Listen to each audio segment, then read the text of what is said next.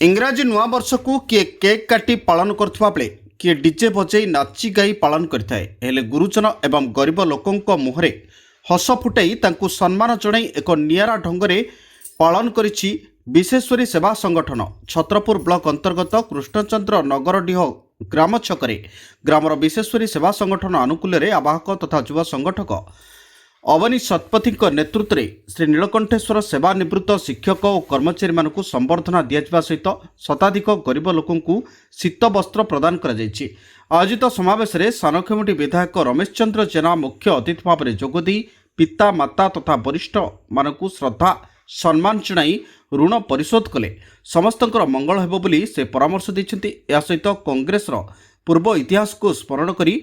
कांग्रेस ही देश और राज्य को सुशासन दे परिबो बोली कहिसन्ति श्री जेना। विधायक श्री जेना को एक वर्णाढ्य शोभायात्रा माध्यम मंच निकट को पाछोटी दिया जायतिला पर युव छात्र वृद्ध वृद्धा महिला माने भव्य संबर्धना जणाइबा सहित आयोजकों पक्षर विराट फूलमाला दे सम्मान जणाइतिले। सेठारे श्री जेना को क्रेज देखा मिलता। तांको प्रशंसक एवं समर्थक माने सेल्फी फोटो उठाइबा सहित हाथ मिसाई खुशी जाहिर करथिले।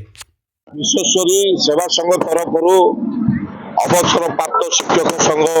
एवं वयोज्येष्ठ लोकों गोटे आज आयोजन करा अवनी शतपथी नेतृत्व में टांगणापुली ठारे। आर उद्देश्य है जे समाज को गोटे नूतन वर्षर भल वार्ता जाऊ समाज जो अवहेलित लोक रही वयोज्येष्ठ लोक रही जो पिला माने बापा माँ माने बयस है अणदेखा कर समाज को गोटे भल वार्ता जाऊ नूतन वर्षर बोली आयोजन करा जे उद्देश्य रही जे समाज अवहेलित लोक वयोज्येष्ठ माँ बापा मान अच्छा जो अणदेखा कर ठीक भाव युवक भाई माने जो माने रही से ठीक भाव माँ बापा को सम्मान दे कार्य करूँ समाज को गोटे भल वार्ता जाऊ से नूतन वर्षर 2026 उद्देश्य आम कार्यक्रम कर विश्वेश्वरी सेवा संगठन तरफ आज जो आयोजन कराइला 2026 अवसर में रिटायर्ड शिक्षक कर्मचारी और कर्मचारी संबर्धना सभा गोटे आम आयोजन करूँ और वयोज्येष्ठ वृद्ध लोक मान